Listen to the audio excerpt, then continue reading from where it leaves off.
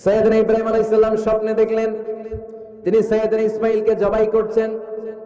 ঘুম থেকে উঠে তিনি অবাক হলেন, কারণ নবীদের স্বপ্ন স্বপ্ন না, এটা ওহী। নবীদের স্বপ্নটাও আরশের উপর থেকে পাঠিয়ে দেন কে? সাইয়েদনা ইব্রাহিম আলাইহিস সালাম দেখলেন তিনি ইসমাঈল আলাইহিস সালামকে জবাই করতেছেন। ঘুম থেকে উঠে ইসমাঈলকে নিয়ে ছুরি দিয়ে গলার মধ্যে ধারণা শুরু করছে নাকি? এরকম করছিলেন না, তিনি আগে মতামত চেয়েছেন। ফালাম্মা بلغ معه السعي قال يا بني إني أرى في المنام أني أذبحك فانظر ماذا ترى। স্বপ্ন দেখে ঘুম থেকে উঠে সাইয়েদনা ইসমাঈলকে ডেকে বললেন, ও আমার কলিজার টুকরা সন্তান, আমি স্বপ্নে দেখেছি আমি নিজ হাতে তোমাকে জবাই করেছি। ফানজুর মাযা তারা, এবার শুনতে চাই তোমার মতামতটা কি। সুবহানাল্লাহ পড়েন। ফানজুর মাযা তারা, what do you think about it? What's your opinion about the issue? এই ব্যাপারে তোমার মতামত কি? নাকি ডাইরেক্ট অ্যাকশন? সাইয়েদনা ইব্রাহিম আলাইহিস সালাম কি ডাইরেক্ট অ্যাকশনে গিয়েছেন? কি করছেন? মতামত। এজন্য বাচ্চাদের মতামতের গুরুত্ব দিবেন তো। 11 number, never curse on your children. কখনো বাচ্চাদের বদদোয়া দেওয়া যাবে না। বাবারা, ছেলের বাবা মেয়ের বাবারা শুনতেছেন? মনোযোগ নাই মনে হয়। মনোযোগ আছে? কখনো ছেলে মেয়েদেরকে কি দেয়া যাবে না? যত দুষ্ট হোক, যত বদের আড্ডি হোক, বদদোয়া দেওয়া যাবে। ওই সময় দোয়া করে ফেলবেন। বেশি রাগ আসলে কি করবেন? একটা দোয়া আপনি সেট করে নেবেন যে বেশি রাগ চলে আসলে আমি এই দোয়াটা করে দিব। ভালো দোয়া পারা যাবে? কারণ বাবা মা রাগের মাথায় যেটা বলে এটা কবুল করে নেয় কে? কাবা ঘরের একজন কালো ইমাম আছে, নাম ইমাম আল কালবানি। দেখছেন এই ইমামরা আপনারা? উনি লন্ডনে একটা ইন্টারভিউতে বলেছেন, আমার মায়ের বদদোয়া আমাকে কাবা ঘরের ইমাম বানিয়েছে। লন্ডনে একটা কনফারেন্সে উনি ইন্টারভিউ দিচ্ছিলেন। তো ওনাকে বলা হলো, কাবার সব ইমাম সাদা ইমাম, আপনি কালো মানুষ কেমনে ইমাম হইলেন? উনি বললেন, আমার মায়ের বদদোয়া আজকে আমাকে কাবা ঘরের ইমাম বানিয়েছে। উনি বললেন, আমি ছোট্টবেলা অনেক বদের হাট দিছিলাম, আমার মতো দুষ্ট আমার এলাকায় কোনো ছেলে ছিল না। মানুষের গালাগালি, মারামারি, দুষ্টামি, ভাঙচুর, চেঁচামেচি, চিৎকার, বিশৃঙ্খলা আমার মতো কেউ বেশি করতে পারতো না। কিন্তু আমার মা ছিল অনেক বড় আল্লাহওয়ালা। আমার মা জানতেন আল্লাহর কাছে দোয়া করার কত বড় পাওয়া। আমার মা যখন আমার উপর রেগে যেতেন, আমার মা জানতেন রাগের মাথায় বদদোয়া দিলে বদদোয়া কবুল হয়ে যাবে। এজন্য যখনই আমি বেশি দুষ্টামি শুরু করে দিতাম, আমার মা রেগে আমারে বদদোয়া দিয়ে বলতেন, আল্লাহ তোরে হেদায়েত দেখ, আল্লাহ তোরে কাবা ঘরের ইমাম বানায় দে। মা যখন রেগে যেতেন, রেগে বেগে উনি সব সময় বলতেন, আল্লাহ তোরে হেদায়েত দেখ, তোরে কাবার ইমাম বানায় দে। রাগে রাগে ভালো দোয়া করতেন। সুবহানাল্লাহ কইতে বললেন না? আপনারা আপনাদের ছেলে মেয়েদের জন্য একটা ভালো দোয়া সেট করে নেবেন। রাগ আসলে ওই দোয়াটা করবেন, ওইটার উপরে জাল মিটাবেন, রাগ মেটাবেন ওইটার উপর। পারা যাবে? পারা যাবে? 12 নাম্বার, ছেলে মেয়েদের সাথে খেলাধুলা করবেন। ছেলে মেয়েদেরকে নিয়ে খেলাধুলা করেন কে কে দেখি? ঘরে খেলবেন, বাগানে গেলে খেলবেন, ছোট্ট বল নিয়ে আপনি দিবেন আপনার ছেলের হাতে, ছেলে দিবে আপনার হাতে। খেলাধুলার দরকার আছে না? আল্লাহ রাসূল সাল্লাল্লাহু আলাইহি ওয়াসাল্লাম বনুল আব্বাস চাচাতো ভাইগুলোর এক জায়গায় এক লাইনে দাঁড় করাইতো আর বলতো, মান সাবাকা ইলাইয়া ফালাহু কাদা ওয়া কাদা, যে দৌড়ে এসে আমারে ধরতে পারবি তার এই পুরস্কার দিব। ওনার চাচাতো ভাইগুলো পাগলের মতো একসাথে দৌড়ে এসে কেউ বিশ্বনবীর কাঁধের উপরে উঠতেন, কেউ বুকের উপরে উঠতেন। বিশ্বনবী সবাইকে সবার হাতে হাদিয়া তুলে দিতেন। বিশ্বনবী নিজের কলিজার টুকরা কন্যা ফাতেমা রাদিয়াল্লাহু তাআলা আনহার 2 সন্তান হাসান আর হুসাইনকে নিয়ে সব সময় খেলতেন। পড়েন সুবহানাল্লাহ। হাসান আর হুসাইন রাদিয়াল্লাহু তাআলা আনহুমা বিশ্বনবীকে ঘোড়া বানিয়ে খেলতেন। ঘোড়া হতো কে? সবাই বলতে হবে, ঘোড়া হতো কে? আর ঘোড়সাওয়ার কে? হাসান আর হুসাইন। বিশ্বনবীরে ঘোড়া বানিয়ে এরা কান্দে উঠতো। আর বিশ্বনবী বাবরি চুল রাখতেন, ওই বাবরি চুল ধরে এরকম ঘোড়া ঘোড়া খেলতেন। সুবহানাল্লাহ পড়বেন না? মনে থাকবে বাচ্চাদের সাথে খেলাধুলা। 13 নাম্বার, কঠিন কঠিন ইবাদত গুলো বাচ্চাদেরকে ঘরে প্র্যাকটিস করাবেন। যেমন রমাদানের রোজা যদি রাখতে চায় রাখতে দিন। এই যে এপ্রিলে আসতেছে রোজা, অনেকে হুজুর পারবে না, ছেলে কয় পারুন, বাবা কয় পারবে না। টিভিতে আমাকে অনেক জায়গায় লাইভ প্রশ্ন করেছে যে হুজুর আম্মু আমাকে রাখতে দেয় না, আমার রাখতে মনে হচ্ছে, আমি কি করবো? আমি বলছি তুমি রাখা ফেলবে। একদিন 2 দিন না খেয়ে থাকলে কোনো বাচ্চা মরে না, মিয়া মরবে? ওর যে স্পিরিটটা আছে এটাকে ইসলামের পক্ষে কাজে লাগা। ও রাখতে চায়, আপনি বাচ্চা দেন কেন? বাচ্চা দেবেন না। আমি যখন খুব ছোট আমিও রোজা রাখার জন্য জোর করতাম, খুব জোর করতাম। তো আমার দাদি আমারে শিখাই দিত, আমি যখন স্কুলে যেতাম বলতো যে তোর রোজা রাখা লাগবে না, সারাদিন একটা কাজ করবি, তুই সকাল থেকে দুপুর 12টা পর্যন্ত না খেয়ে থাকলে অর্ধেক রোজা, 12টার দিকে আইসা ইফতারি করবি। তো আমার স্কুল ছুটি হইতো 12টায়, আমি 12টার দিকে আইসা ইফতারি করে ফেলতাম। তো আমার অর্ধেক রোজা হয়েছে। এরপরের দিন আবার 12টার দিকে উনি দাদি বুঝাইতেন যে তোর 2 অর্ধেক মিলে 1 রোজা, এই পুরা রমজানে তুই রাখবি 15টা রোজা। এরকম বুদ্ধি আছে না নাই? একেবারে ছোট্ট যারা রাখলে আসলেই ক্ষতি হতে পারে, এদেরকে এইভাবে বুঝাবেন যে অর্ধেক 2 অর্ধেক মিলে একটা হবে। তারপরে একটু বড় হলে রাখতে চাইলে রাখার সুযোগ দিবেন। ছোট বাচ্চা, যে বাচ্চার আমল নামা এখনো শুরু হয় নাই, যত নেক আমল করবে সব বাবা মার আমল নামায় তুলে দেয় কে? এজন্য অভ্যাস করেন। ডিসেম্বরে যখন স্কুল ছুটি দেয়, ফ্যামিলির সবাই মিলে রাতে ওঠেন, রাত 4টার দিকে তাহাজ্জুদের প্রোগ্রাম হবে। আপনি ইমাম, পেছনে থাকবে আপনার ছেলে, একেবারে শেষ কাতারে আপনার স্ত্রী আর আপনার মেয়েরা। পারা যাবে? আওয়াজ করে বলতে হবে ইনশাআল্লাহ। 14 নাম্বার, ছেলে মেয়েদেরকে ভালো ভালো নামে ডাকেন। বিশ্বনবী সহ অন্যান্য সব নবীরা ছেলে মেয়েদেরকে যখন ডাকতেন আদর করে ডাকতেন ইয়া বুনাইয়া। ইয়া বুনাইয়া মানে ও আমার কলিজার টুকরা সন্তান। ইয়া বুনাইয়া, হে আমার কলিজার টুকরা সন্তান। ফাতেমা রাদিয়াল্লাহু তাআলা আনহা যখন বিশ্বনবীর ঘরে আসতেন, বিশ্বনবী বলতেন মারহাবান বিবনাতি, ওয়েলকাম মাই ডটার। ও আমার কন্যা, আমার ঘরে তোমাকে ওয়েলকাম। মারহাবান বিবনাতি, হে আমার কন্যা, আমার বাসায় তোমাকে সুস্বাগত।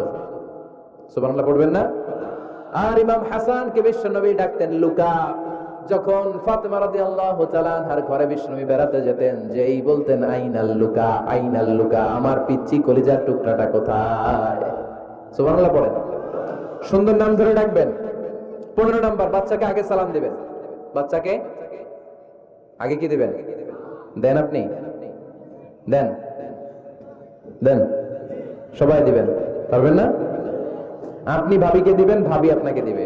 ঘরে ঢোকার সময় একটা কম্পিটিশন তৈরি করে ফেলতে হবে, দরজা খোলার সাথে কে আগে দিতে পারে। আমার বাসায় কম্পিটিশন চলে, দরজা খোলার সাথে সাথে সবাই শুরু সালাম। আমি আগে দিল, আমার মেয়ে বলে সেই সব সময় আগে দিচ্ছে। জীবনে এদের সাথে আপনি পারবেন না, এরাই আপনাকে আগে দিয়ে দিবে। আজকে থেকে এই প্রতিযোগিতা করা যাবে। ঘরে ঢুকে আগে আমাদের কি চলবে? সালাম। 16 নাম্বার, বাচ্চাদেরকে গিফট দিবেন। বলবেন 5 ওয়াক্ত নামাজ পড়লে তোমার এটা কিনে দিব, রমজানের রোজা রাখলে তোমাকে কক্সবাজার বেড়াতে নিয়ে যাব, এই সূরাটা মুখস্থ করে শোনালে তোমার নিয়ে উমরা করতে যাব। পারা যাবে? বাচ্চাদেরকে মসজিদে নিয়ে যাবে। তুরস্কের একটা মসজিদে দেখেছি, তারা ঘোষণা দিয়েছে যেই শিশুরা টানা 40 দিন ফজরের নামাজ মসজিদে এসে জামাতে পড়বে, তাদেরকে একটা করে বাইসাইকেল, খেলার সাইকেল দেওয়া হবে। শুনে অবাক হবেন, বাংলাদেশের একটা মসজিদেও এইভাবে অনেকগুলো ছেলেকে 40 দিন টানা মসজিদে জামাতে নামাজ পড়ার কারণে প্রত্যেকের হাতে মসজিদ কমিটি সাইকেল তুলে দিয়েছে। এরকম পাওয়া যাবে না লক্ষ্মীপুরে? বাচ্চাদেরকে মসজিদে নিয়ে যান। মসজিদে বাচ্চা গেলে কেউ অস্বস্তিতে ভুগবেন না, রেগে যাবেন না, কারণ মসজিদে বাচ্চা গেলে এগুলো ভবিষ্যৎ প্রজন্ম নামাজি হবে। তুরস্কের মসজিদে লেখা থাকে তারাবি নামাজের সময় পেছন থেকে যদি বাচ্চাদের চিৎকার চেঁচামেচি শোনা না যায়, তাহলে ভবিষ্যৎ প্রজন্ম নিয়ে আপনার আশঙ্কায় থাকুন।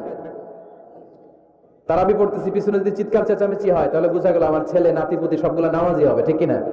আর পিছনে আওয়াজ নাই, খালি মুরব্বীরা আমরা নামাজ পড়ি, তার মানে ভবিষ্যৎ প্রজন্ম এগুলো টাইনাও মসজিদে আনা যাবে। 17 নাম্বার, আপনার ছেলেকে স্কুলে পাঠান অথবা মাদ্রাসায় পাঠান। অশিক্ষা, কুশিক্ষা আর মূর্খতার সাথে ইসলামের কোন সম্পর্ক নাই। হয় স্কুলে পাঠাবেন, নয় কই পাঠাবেন মাদ্রাসায়। আওয়াজ করে বলেন, হয় স্কুলে পাঠাবেন, নয় কই পাঠাবেন।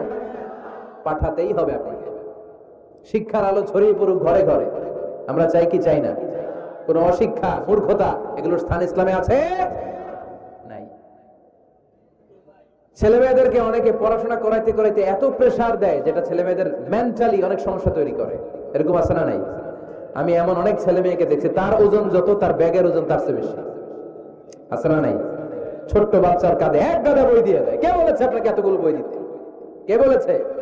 জোর করে চাপিয়ে দেওয়ার নাম, বিদ্যা চাপিয়ে দেওয়ার নাম শিক্ষা নয়। জোর করে প্রাইভেট স্যারের কাছে পড়ানো, কোচিং এ পাঠানো, শিক্ষার নামে এরকম প্রেসার দিয়ে বিদ্যা উঠিয়ে দেওয়ার নাম শিক্ষা নয়। শিক্ষা হচ্ছে আপনার ছেলে মেয়ের স্বতঃস্ফূর্ত আত্মবিকাশ। নিজ থেকে সে বুঝবে, নিজ থেকে সে ভালো, তার ভালো লাগা থেকে সে পড়াশোনার সাথে সম্পৃক্ত হবে, সে স্কুলে যেতে চাইবে। পৃথিবীর এমন অনেক স্কুল আছে, পৃথিবীতে ইউরোপ কান্ট্রিতে এমন অনেক স্কুল আছে যেদিন তাদেরকে ছুটি দেওয়া হয় সামার ভ্যাকেশন, ওই দিন বাচ্চারা সবাই কান্না করে, কারণ কালকে থেকে স্কুল বন্ধ। আমাদের দেশের ছুটি হইলে আজ আমাদের ছুটি, ও ভাই আজ আমাদের ছুটি, খুব আনন্দিত, তাই না? কারণ ওই যে স্যাররা পিটায়, ক্লাসে মজা করে পড়ায় না। কিন্তু ইউরোপের অনেক স্কুল আছে, সামার ভ্যাকেশন যেদিন ছুটি শুরু তার আগের দিন বাচ্চারা স্কুলে কাঁদে, কালকে থেকে আসবো না আর স্কুলে। এজন্য জোর করে বিদ্যা চাপিয়ে দেওয়ার নাম শিক্ষা নয়। শিক্ষা আপনার ছেলে মেয়েদের স্বতঃস্ফূর্ত আত্মবিকাশ। ভালো শিক্ষক বাছাই করুন, ভালো টিউটর, ভালো প্রতিষ্ঠান। ভালো প্রতিষ্ঠান অনেক জরুরি। বাংলাদেশের অনেক লজ্জাজনক হলেও সত্যি, অনেক মাদ্রাসার মধ্যে শিক্ষার্থীদের উপর নির্যাতন করা হয়, শারীরিক নির্যাতনের মতো ঘটনাও ঘটে, আছে না নাই? আপনার ছেলে মেয়েদের স্বাস্থ্যের সুরক্ষা, চারিত্রিক সুরক্ষা, এটা আপনাকে নিশ্চিত করতে হবে। You are the guardian. আপনার কাঁধের উপরে দায়িত্ব দিয়ে দিয়েছে কে? সো এলাকার সবচেয়ে ভালো প্রতিষ্ঠান, ভালো শিক্ষকের কাছে আপনার ছেলেকে তুলে দিবেন। পারবেন তো ইনশাআল্লাহ? পড়ে 18 নম্বরে ছেলে মেয়েদের স্বাস্থ্য সুরক্ষার নিয়ম নীতি শিখায় দিবেন। স্বাস্থ্য সকল সুখের মূল। আমরা ছোটবেলা পড়তাম early to bed and early to rise makes a man healthy, wealthy and wise. আগে যে ঘুমায়, আগে যে ঘুম থেকে উঠে, এ সম্পদশালী হয়, এ স্বাস্থ্যশালী হয়, এ হয় এলাকার সবচেয়ে জ্ঞানী, ঠিক কিনা? এখন ছেলে মেয়ে রাতে ঘুমায় দেরি করে, সকালে উঠে দেরি করে, ফজরের নামাজ নাই, মক্তব নাই, স্কুলে যায় দেরি করে, এরকম আছে না নাই? না, বাচ্চাদেরকে শিখাবেন স্বাস্থ্য সুরক্ষার নীতিমালা। বিষ্ণু ইসলাম শিখিয়ে গিয়েছেন। বাচ্চাকে মেসওয়াক কিভাবে করতে হয় শিখাই দিবেন, পারবেন?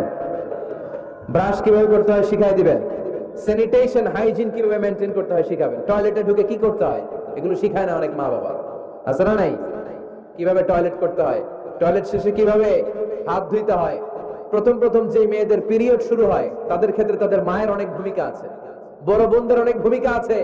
লাজুকতার কারণে তারা অনেক ধরনের এই স্বাস্থ্যজনিত রোগের মাধ্যমে ভুগে। আর এই দেশে এগুলো নিয়ে অনেক কুসংস্কার আছে। অনেক নানি খালারা এমন এমন কথা বলে যে এই জামা পরা যাবে না, পিরিয়ড যখন কোনো মেয়ের শুরু হয় এটা খাওয়া যাবে না, ওইটা করা যাবে না। এগুলোর সাথে ইসলামের কোনো সম্পর্ক নাই।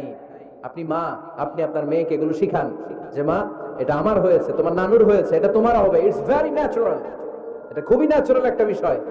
তোমাকে সাহস হারালে চলবে না, এটা খুব সিম্পল একটা ম্যাটার, এটা হয়, এটা হবে। এভাবে বড় বোনেরা, মায়েরা মেয়েদেরকে স্বাস্থ্য সুরক্ষার ব্যাপারে গাইডলাইন দেবে।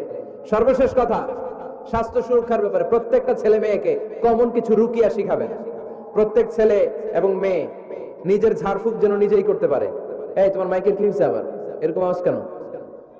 কমন কিছু ঝাড়ফুঁক, যেমন সূরা ফালাক, সূরা ইখলাস, সূরা ফালাক, সূরা নাস। প্রত্যেক ছেলে মেয়ে নিজেই যেন সূরা ইখলাস, সূরা ফালাক, সূরা নাস পরে ফু দিয়ে সারা গায়ে মাসে করে নিতে পারে।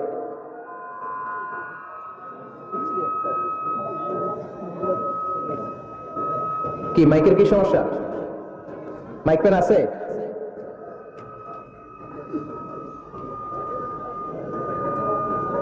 মাইক পেন কই?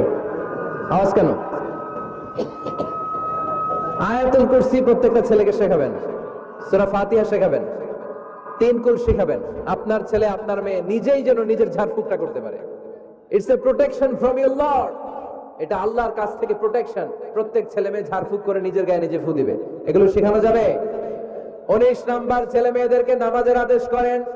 বিশ্বনবী বললেন মুরু আওলাদাকুম বিসসালাতি ওয়া হুম আবনাউ 7 সিনিন ওয়াদরিবুহুম আলাইহা ওয়া হুম আবনাউ 10 সিনিন। ছেলে মেয়েদের বয়স যখন 7 হয়ে যায় নামাজের আদেশ দিয়ে দাও। আবার ছেলে মেয়েদের বয়স যখন 10 হয়ে যায় শাসন করে হলেও মসজিদের ভিতরে ঢুকায় দাও। আদেশটা কার? চিল্লায় বলতে হবে আদেশটা কার? আউয়ালু মা ইউহাসাবু বিহিল আবদু ইয়াউমাল কিয়ামাতি আস-সালাহ। কিয়ামতের দিন সর্বপ্রথম আল্লাহ যে হিসাবটা চাইবে সেটা সালাতের হিসাব। যার নামাজ নাই তার ঈমান নাই। আওয়াজ করে বলেন, যার নামাজ নাই তার কি নাই?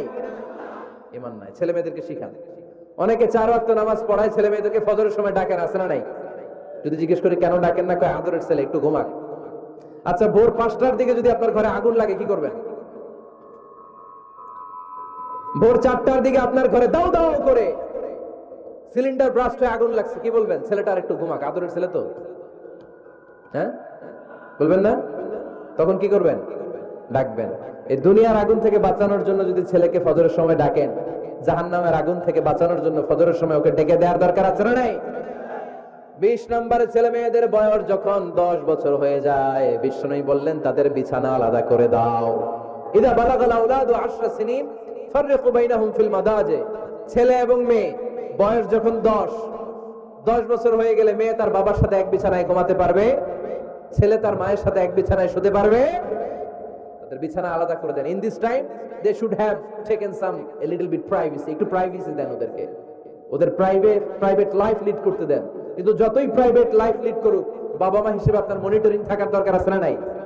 আপনার ছেলে কার সাথে মেশে, আপনার ছেলে কোথায় যায়, কোন কোন চ্যানেল দেখে, অনলাইনে কি ব্রাউজ করে, তাফসীর মাহফিল দেখে নাকি পর্নোগ্রাফি দেখে যৌবনটাকে নষ্ট করে, এটা দেখার দরকার আছে না নাই? সব মনিটরিং করতে হবে। 22 নাম্বার, প্রপার ট্রেন আপ করেন, ছেলে মেয়েদেরকে সাঁতার শিখান। সাঁতার শিখাইছেন নিজে ছেলে মেয়েকে? কে কে হাত তোলেন? শিখাইছেন? শিখাইছেন? শিখান নাই, এ ভুল করছেন আপনারা। হাত নামান।